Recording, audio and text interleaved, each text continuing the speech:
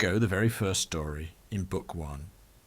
I've chosen Hope to read this story. I hope you like her voice as much as I do. A. The Anxious Ant's Adventure Where the Animals Speak. A is for ant.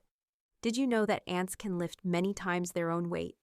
Once upon a time, in a garden filled with bright red flowers and tall green leaves, lived a little ant named Andy. Andy wasn't like the other ants. While they scurried around with confidence, carrying big crumbs and leaves, Andy was always a little bit anxious. He worried about everything. He worried about the rain, he worried about the wind, and he especially worried about getting lost. One sunny morning, the queen ant announced, "It's time for the annual picnic. We will all gather at the big oak tree." Andy's antennae drooped. A picnic meant a long walk, a walk where he could easily lose sight of the other ants, and a walk where he might step on something squishy. He took a deep breath and joined the line of ants. As they marched, Andy kept looking down at his feet. "What if I trip? What if I get stepped on?" he whispered to himself. He walked very slowly, and before he knew it, the other ants were far ahead. He looked around. The tall blades of grass now looked like a scary forest. Andy felt a lump in his tiny throat. He was lost. He wanted to cry, but he knew that wouldn't help. Instead, he remembered what his grandmother had told him. "When you're scared, take a deep breath and look around for something familiar." Andy took a deep breath and looked around. He saw a bright red ladybug perched on a dandelion. It had a big black spot on its back. "Hello," Andy said shyly. The ladybug, whose name was Dot, smiled.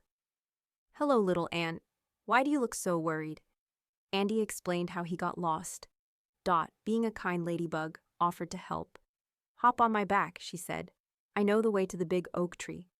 Andy carefully climbed onto Dot's back. She flew high above the tall grass, and Andy could see everything.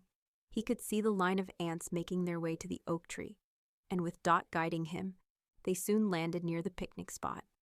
All the other ants cheered when they saw him. Andy had never been so happy to see them.